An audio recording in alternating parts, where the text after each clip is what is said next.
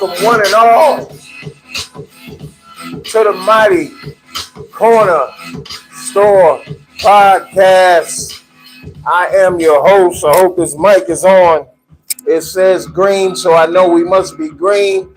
Welcome to the mighty Corner Store Podcast. I am your host, the one that does the most all the time, every day. As you can see, the two red hot seats in here. Corner Store Podcast. There's no guest today. Which is not a bad thing. I actually need to turn something off because I know you can hear that buzzing. Yeah. We got a fan in here, new fan, new set. We're changing the set around a little bit. And I have to say, in all sincerity, I must say thank you, one and all. Thank you, everybody, for being so amazing to me, to my channel, because we have almost reached 4,000 subscribers. You heard me. We've almost reached 4,000 subscribers. Our goal has almost been achieved. Well, our goal is never achieved. Let me backtrack. This podcast has been this channel, the Corner Store television channel, has been a long time coming. It's been a dream of mine a long time ago. I remember the first day I thought about it about 3 years ago, and people had started podcasting by then, and the podcasts were growing. I'd say in the last 4 or 5 years, podcasts have just went crazy. Everybody and their mama has one. This was the first thing I started on another gentleman's channel. I started my show on his channel and eventually at this channel. And it's evolved since its creation from just being a podcast channel to I kind of seem to believe it's like a little small TV channel with just me and the things that I do as the programming. You know what I'm saying? I have a few entities on this channel. A new sports show. I'm gonna be starting a new sports show talking about sports with different guests from that realm. And actually a couple people. I met Kenyon Martin. Now I know Kenyon didn't agree to this, so if you ever see this podcast, I ain't lying or nothing about you saying you're gonna come on here. None of that shit. I saw you in the Valley. I think I might have mentioned that I wanted you to be on my podcast or something, but I'm sure I'll run across you again if I saw you over here. I know where you and Gilbert Arenas and all those guys do you guys' podcast has to be somewhere in the Valley. You got to be somewhere out here in the Valley. So I'm going to bump into you again.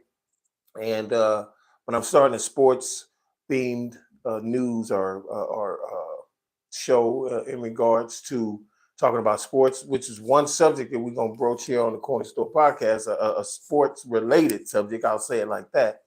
I've had the comic book show or a show about, comic book-related things, even fantasy-related things, as much as the Lord of the Rings and all that. Yeah, I'm into that bullshit, too.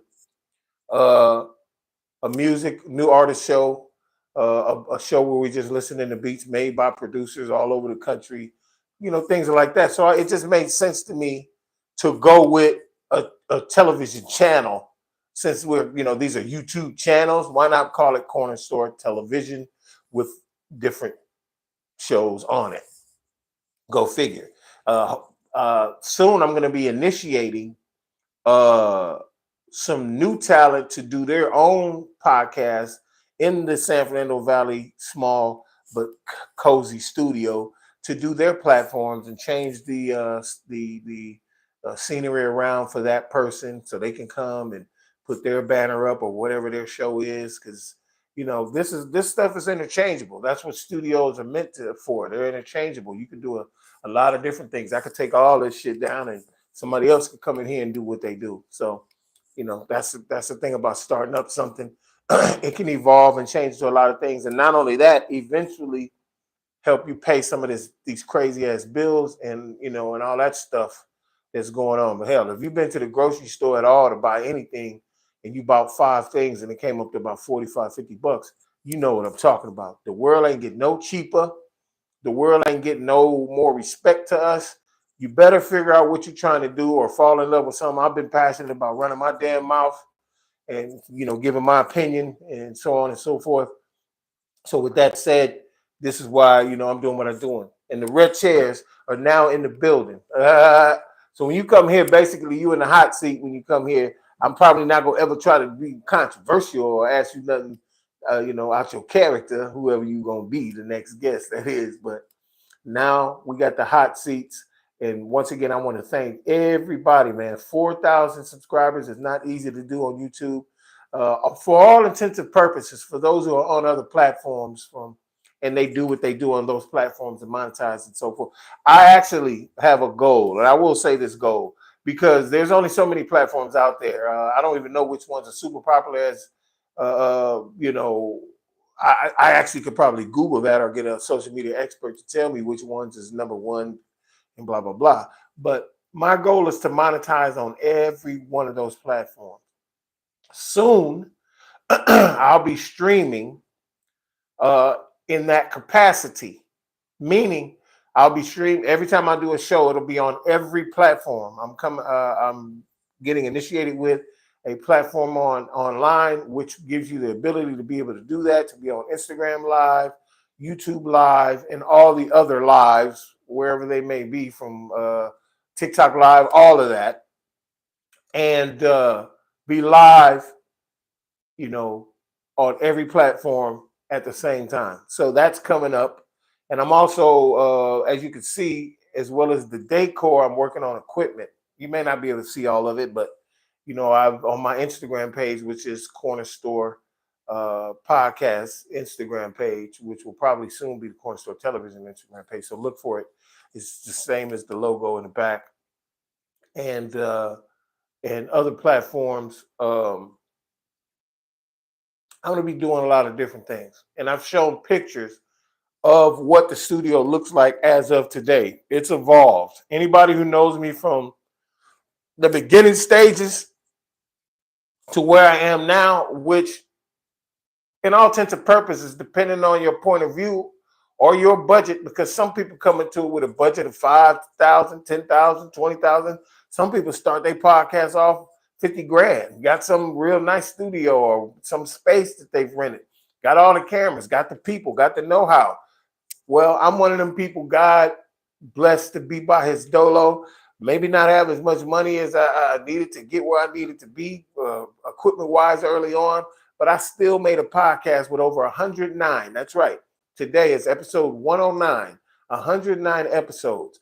Now, including the other shows that I do or I have done. If you go on my channel, which is the Corner Store Television YouTube channel, you'll notice there's other shows like I mentioned.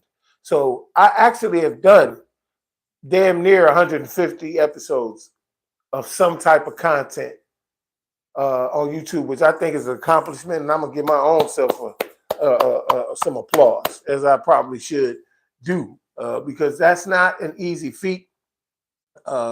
It's about time. It's also about consistency. If I was actually as consistent as I want to be and have not been, I probably have 300 to 400 episodes of some type of content. I'm telling you, there's been times I ain't do no content in like 2 weeks, in between months and different things and having stuff to do, and telling you, because I have other things going on in my life. I'm an actor.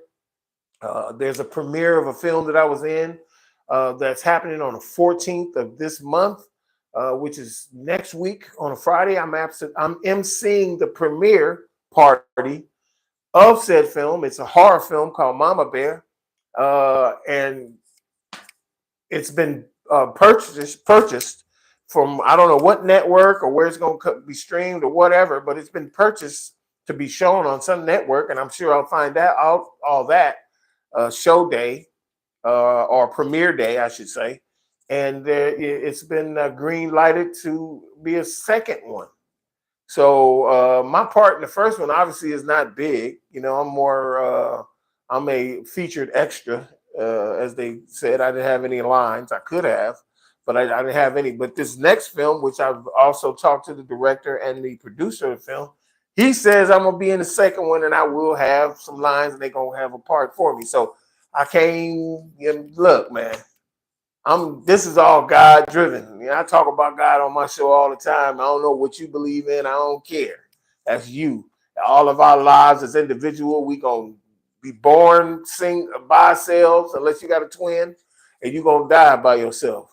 9 times out of 10, you're gonna die by yourself, even if you're born with a twin. You ain't gonna die at the same time unless that's just some weird shit on me. So I've been blessed. 4,000 subscribers. You heard me. 4,000 subs. All of those people who have subscribed, hit that motherfucking like button.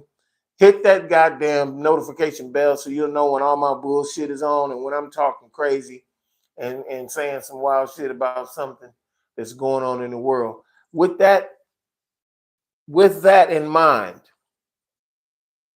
I need to talk about I guess I can consider myself brethren or a colleague of these people. We're talking about sports now since I'm going to change the subject. This happened the other day. I actually was watching their show this morning to see how it was going to play out. The ESPN has a show called First Take. Everybody probably knows about First Take. For those who are watching the pod now who don't know what First Take is, it's a sports show on ESPN. Comes on in the morning. Its host name is Stephen A. Smith.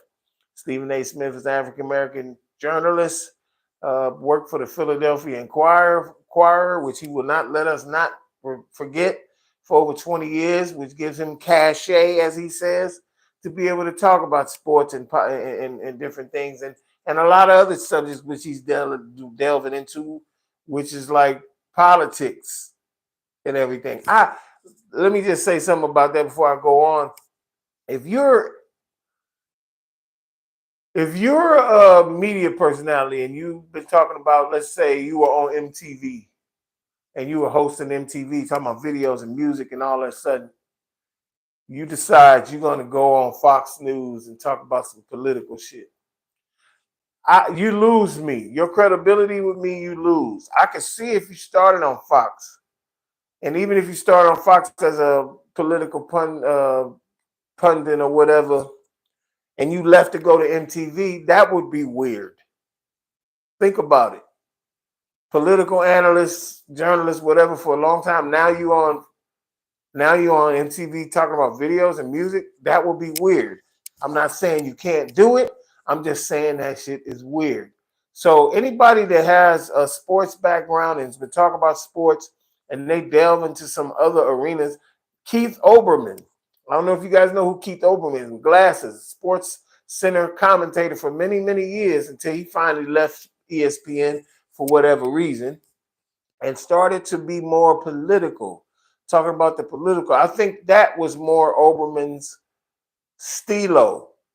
So when that happened, and at first I was like, why is he doing that? I swear I used to say that. Like, why is he always talking about politics all of a sudden? But he started to win me over because he knew what he was talking about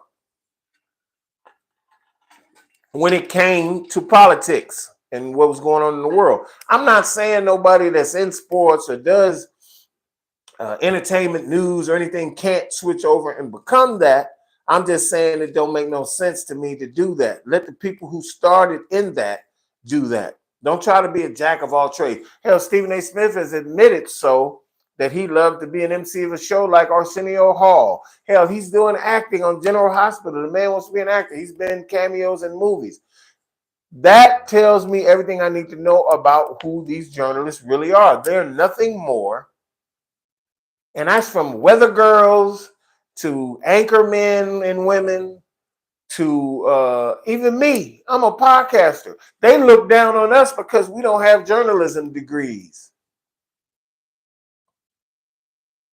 They look down on us because we don't have journalism degrees and we're doing shit in our garages or in some office space we rented and get some cameras and hire. I didn't need to hire nobody. I hired my own damn self to do this. And it's something that I thought I should have been doing years ago. The funny thing about people like, that they'll go to all the schooling and all that and kiss butt and pole climb to get in front of that camera and finally get somewhere and become a millionaire and think their fucking shit don't stink. And that's kind of where Stephen A is, in my view. That's kind of where he is, because him, Skip Bayless, all these different people had to have shitted on some people, and it's proven that they've done that through past media and videos. We know they've dogged people out to get where they are. So the schooling is one thing to become an expert at your supposed job. I don't care how many degrees you get, you are still learning. You still fucking learning. Even after you get out of school, you don't know everything. From whatever the test you took to get your fucking degree is not going to tell you how shit really going to be when you're working at a TV station, when you're working for a media company. It's not going to teach you how to deal with people. It's not going to teach you how to be in front of the camera. That means you could go to school right now for 4 years, and by the time you get out, they got whole new techniques of media and ways to do media. And so now all of them is mad at people like myself and other people who have podcasts that are making them more money than they're making with the salaries they have at these big networks. That's all that is. And the whole thing about what I even mentioned Stephen A for is because of the back and forth that he had with a female journalist who happens to be, I believe Monica McNutt is an ex-WNBA player. I'm pretty sure.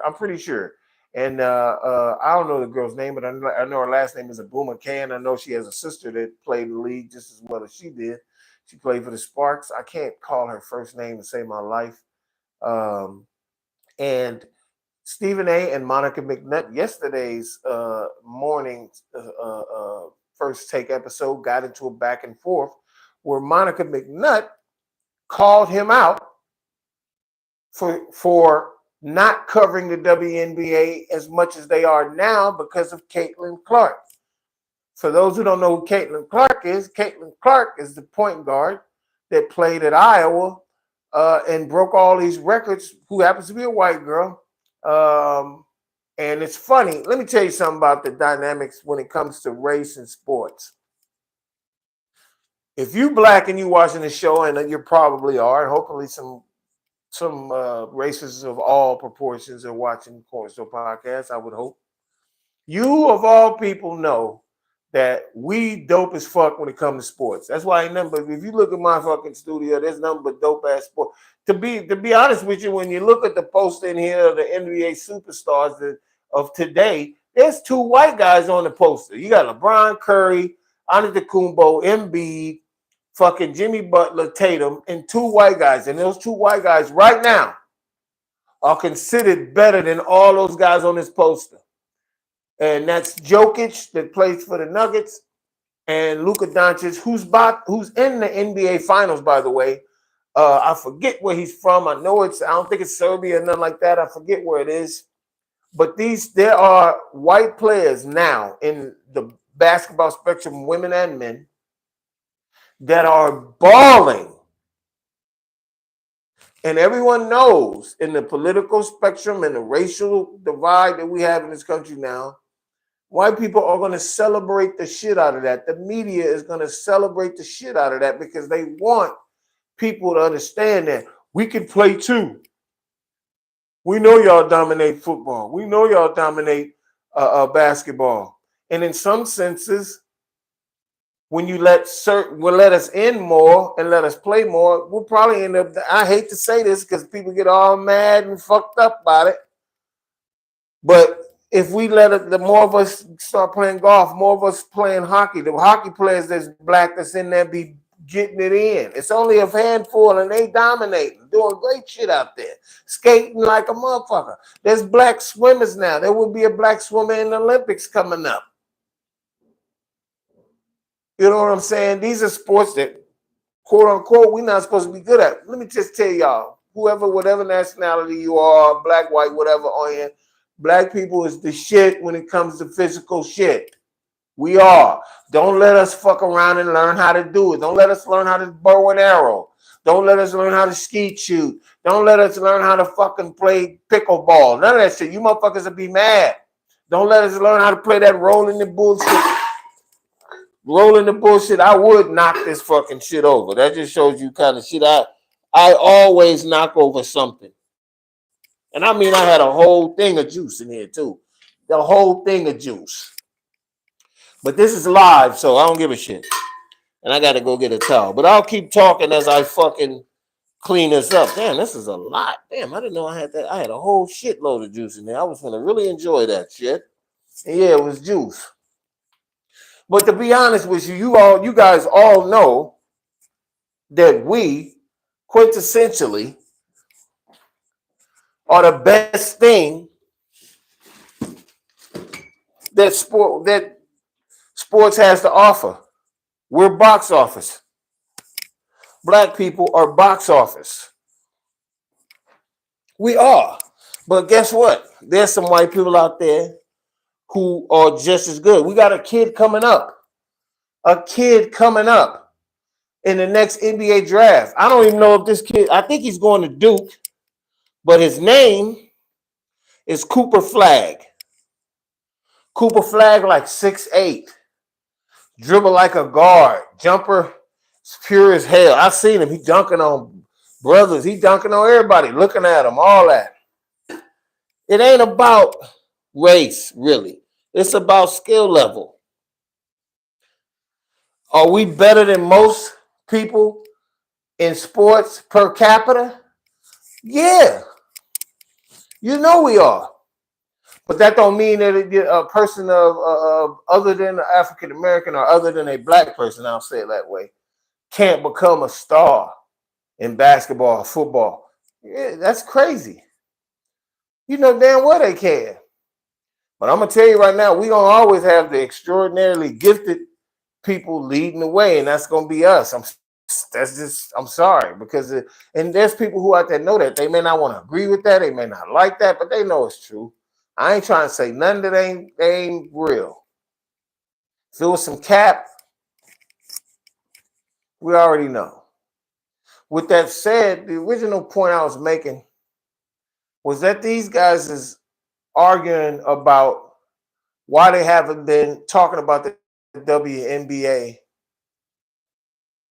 more in the past versus now during this Caitlin Clark thing.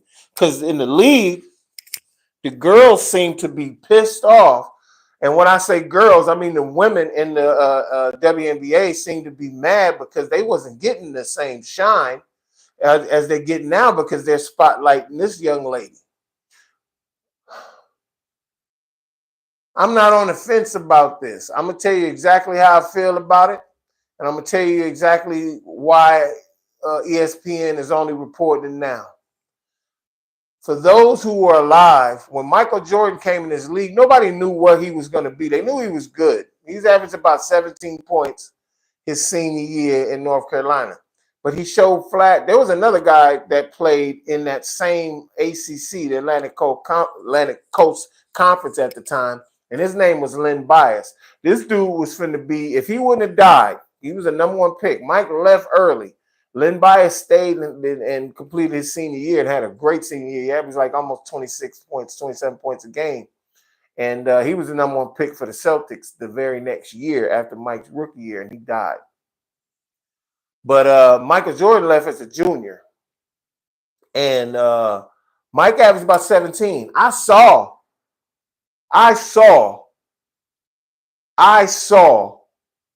the potential in Michael Jordan. And let me tell you another story. And this is a true story. I don't give a shit. Nobody don't have to believe this. I worked in the 1984 Olympics. I was a 18-year-old guy who got a job as a security from California Plant Protection. They gated off neighborhoods in 1984. You couldn't even, some neighborhoods was gated off and motherfuckers couldn't even, they had to go a couple blocks to even get around the park to get to their house. Because the security was that tight. And I worked at on the USC campus. There's two dormitories, Floral and Webb Tower. And I worked those towers. And that's where a lot of the Olympians that were doing all their playing the basketball at the LA Sports Arena and obviously the Coliseum where they had the track and field. And let me name off the list. This Ruiz girl that was a synchronized swimmer, Mark Breland. I met Pernell Whitaker. I met Michael Jordan, Sam Perkins, Wayman Tisdale. I met Patrick Ewing in the weirdest circumstances. Who else? All of the basketball players I met them. Whoever was Jeff Turner was there. God damn it! I can't. George Raveling. He's assistant coach. Bobby Knight was the fucking coach of the '84 Olympic team. For those who didn't know, I walked. Man, it's a hell of a story. I got to actually meet Mike and be around Mike. All right, you can give me the time of day. I think he said hey once, but I even took off work, which you're not supposed to do, and I put on my 1984 Olympic sweatsuit that I had bought with my badge from work because they had these little wands like that and let you in the gate. And I went in and I walked around off duty, went to the tower, went up in the hallways, walking around with my badge on and seeing these niggas in the dorms, Wayman Tisdale them playing cards. He gave me some Oklahoma University socks, and it was a hell of a time. So I got to meet the dude, and he had an aura around him. He had a real aura around him. You could tell he was going to be dope as fuck. You could tell, but a lot of people didn't see it that way. Mike wasn't like Caitlin Clark coming out of college. Caitlin Clark was admittedly like LeBron was, even though he didn't go to college, how he was, they was considered her the chosen one, the way she's shooting the ball. She's so good shooting the pill that they invited this bitch to the All-Star game to go up against Curry in a shooting contest. That should have told everybody everything they needed to know about Caitlin Clark. That should have told you everything you need to know about how good she was. And even though she white, even though white people gonna be, you know how they are. They're she's so good. She's so good. The media gonna go crazy. She's gonna become a media darling just because she white and she can play. And these girls is mad about it. Y'all can't be mad about shit that's been going on forever. Now, if you're talking about, well, we need to change the status quo and be honest and just say no, there's no such thing as that. What's honest is the girl can play. There ain't no white girls out there can dominate. And look, she in the league early and getting beat up and all that. Once that chick gets stronger and get used to this bullshit y'all doing, she gonna be killing y'all out there. And y'all know it. That's the reason why you're trying to fuck with her in the head mentally. I ain't no big fan of Caitlin Clark, by the way. I think she can ball. I think she's used that she's a white girl to her advantage too. She always getting sympathy for what people so-called doing. What they're not talking about is some of the things she might be saying, some of the things she might be doing. I'm better than you, bitch. Hit a three and all kind of old bullshit. That shit goes into it too. Now, Caitlin Clark gonna play that shit too. I would if I was good. You know what I'm saying? And when shit come her way and people be fucking with her, she'll just, oh, well, I'm just trying to play. I'm just trying to ball. I don't know why they don't like, bitch, you saying stuff too. Let's be real. And there ain't nothing wrong with you doing that. That's basketball. Black people should know that. That's hood shit. When you out there in the court, they can shut your bitch ass up. Pop, 3 on your ass. They can crossover. Smash on you. We already know that's how it go. But it's a lot of bleeding. When it starts fucking with people dividends, it's a lot of bleeding hearts out there. And that's facts. I get what they saying. How come the MVP of the league that just won a championship didn't have her own shoe? That bothered me. But y'all got to understand that Caitlin Clark's bringing shine to a league that really should have been fucking over 4 or 5 years ago. It was losing money. It's still losing money. This is the first year that the WNBA may not be in the red. And if you don't know what that means losing fucking money. If you're in the green, you're obviously making green. If you're in the red, your money is fucking dead. That's facts. That's just part of what it is. I've seen some people on the chat, man. Give me a second. I'm going to check the chat real quick. Because I saw somebody. I think somebody might have asked me a question. My camera is way down there, and I ain't got my glasses on right now, so I gotta go actually to the chat. Just give me 2 seconds. I'm gonna see what y'all said, and if you're saying anything right there, or if you want to say something right now, you need to say it because I'm about to be looking. If this should have let me look, hold on. Okay, here goes Lizzie right here. All right, let me see. It's my boy Eli. This was my boy Eli, who's in Thailand. For those who didn't know, my homeboy Eliza Stell in Thailand. Shout out to the homie. He said even the Caitlin Clark's coach, Christine Sides, was even hating on Caitlin. Really, I didn't know that. You met Sean Livingston too in West LA when you were driving back in like 2011. Yeah, you remember that. Sean Livingston was in the car next to me.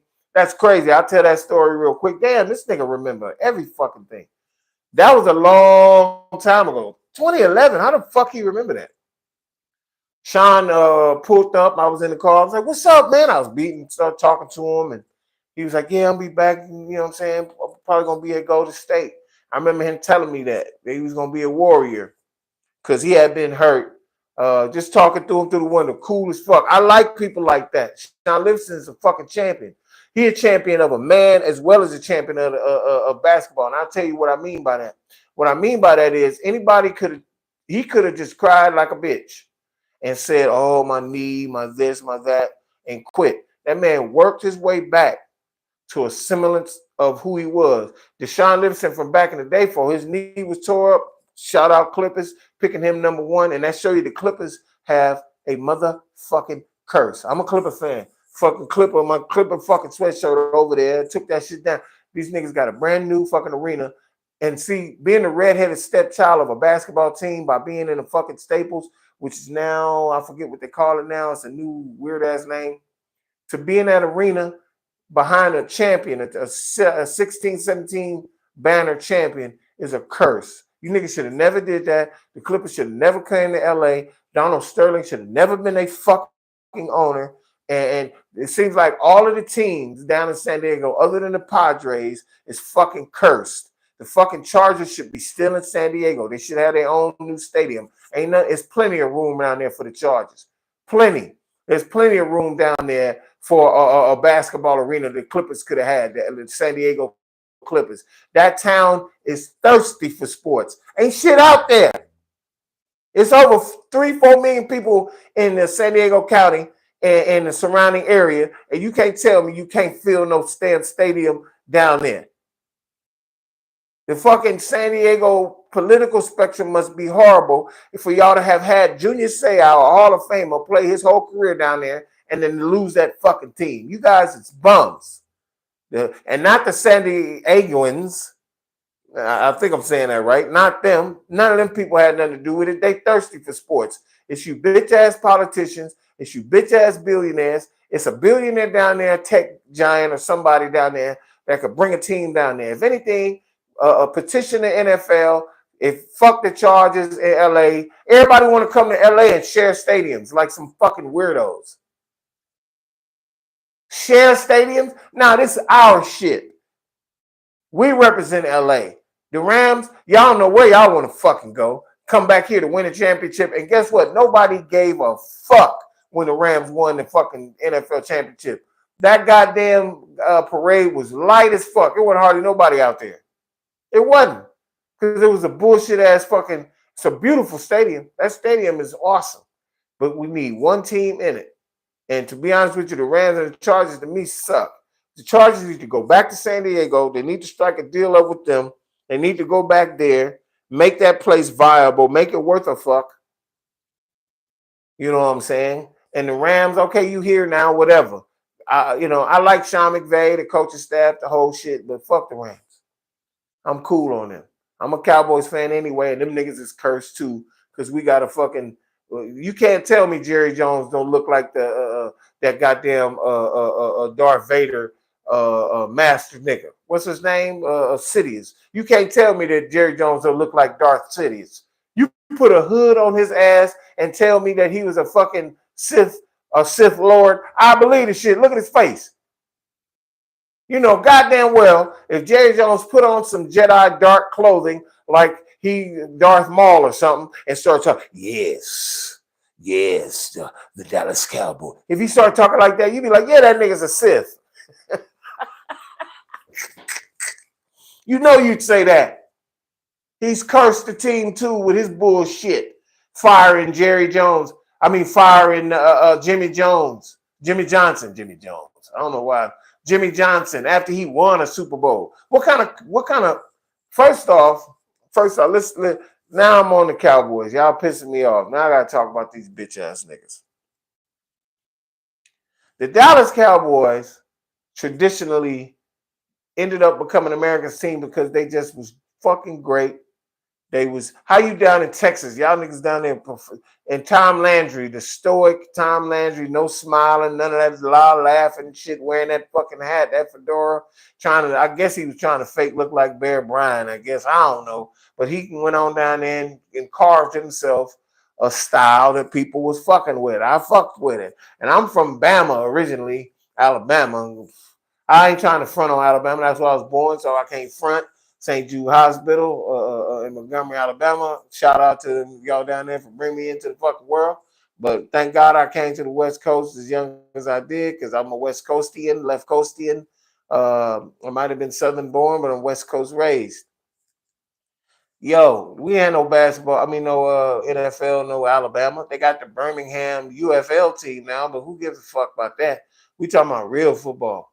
So the only team that really played down there on TV was the Cowboys and Florida State and Alabama on TV. We saw a lot of Southern shit. So I became a Cowboy fan.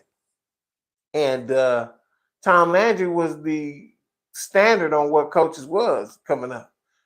Jerry Jones buys the team, and he luckily bought that team. He's an oil man that made a few dollars and made just enough money to get a fledgling. And when I say fledgling, meaning they was on their downward tick. Dallas Cowboy football team. He bought it, I don't know, $400 million or some shit like that, which was considered huge amount of money back then. And he summarily fired the greatest coach that the team has ever known, Tom Landry. People weren't happy about it. But the only thing that saved you, my friend, is being smart enough to see the potential in one of the greatest football coaches in college and in the pros in the history of football in Jimmy Johnson. Jimmy Johnson was an innovator.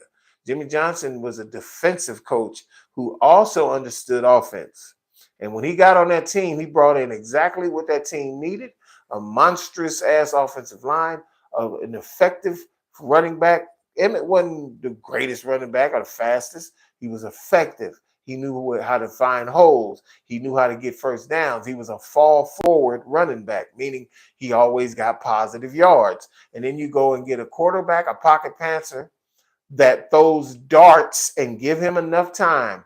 1001, 1002, 1003, that ball is out of there. Troy Aikman. When it wasn't out of there, you saw Troy get his ass murdered, even with that great line with Larry Allen. By the way, Larry Allen just passed away. Rest in power, Larry Allen. He just died. One of the Hall of Fame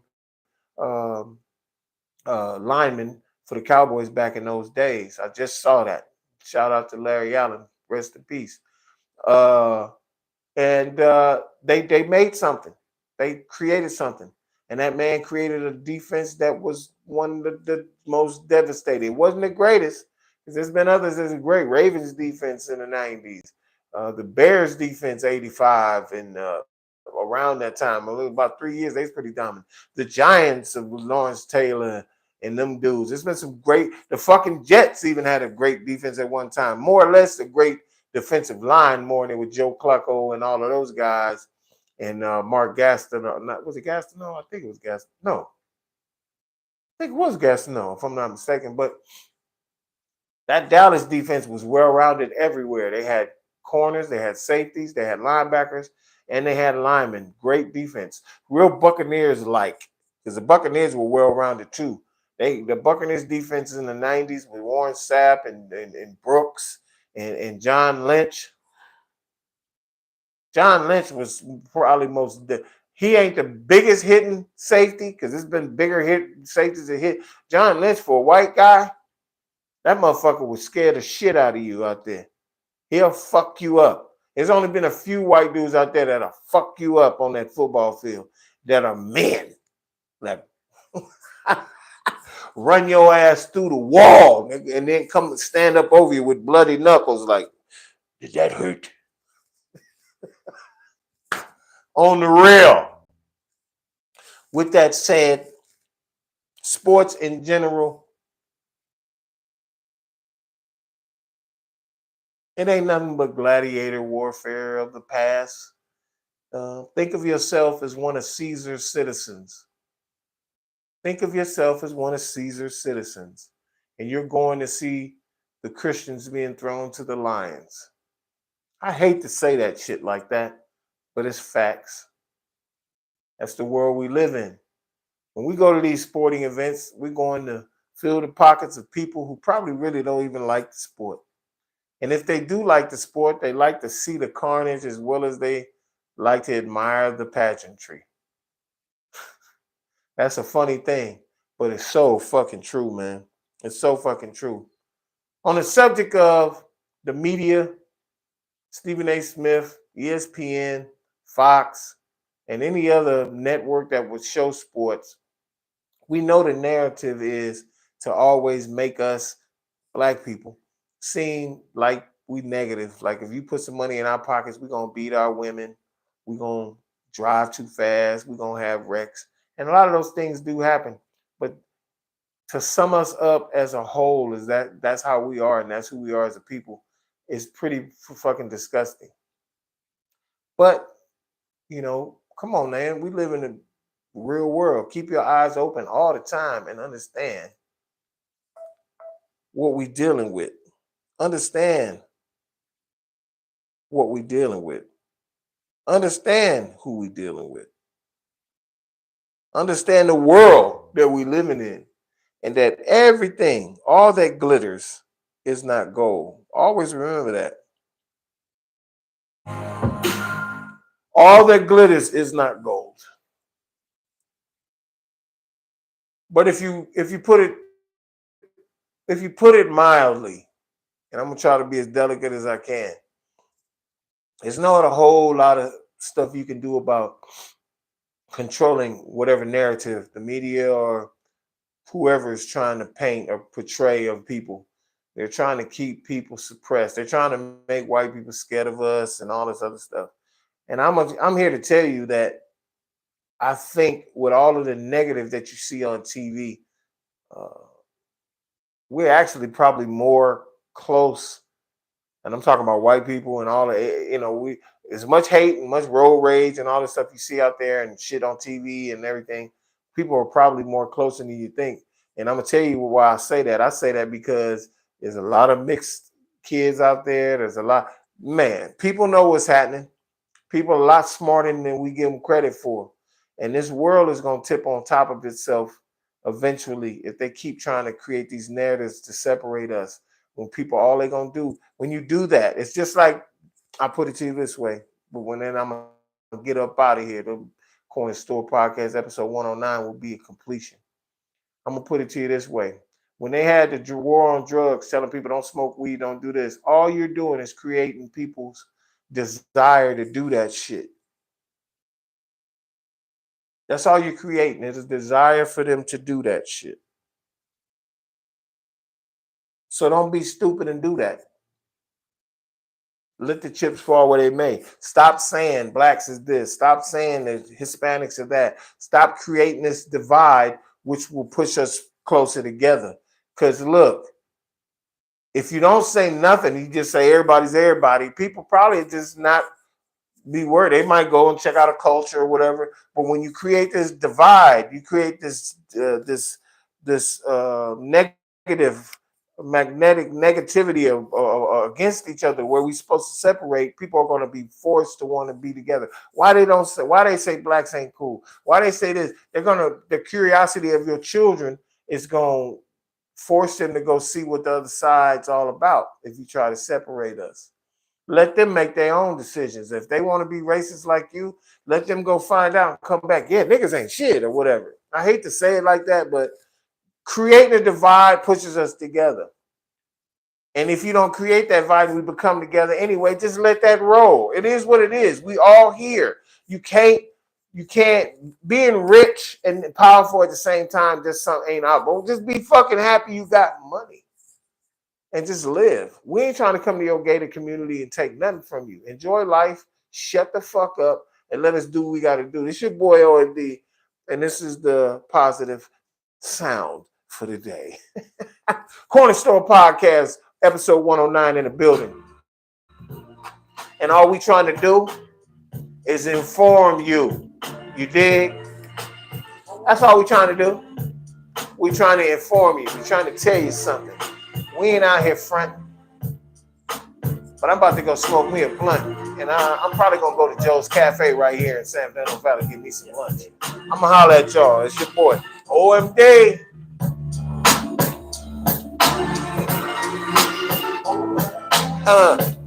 The show is over.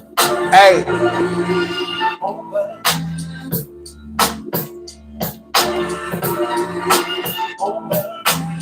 I'll see y'all. By the way, Corner Store Podcast every Tuesday and Thursday from now on, forever. Every Tuesday and Thursday, forever. Forever. Every Tuesday and Thursday. Yeah. I'm losing weight too, y'all see?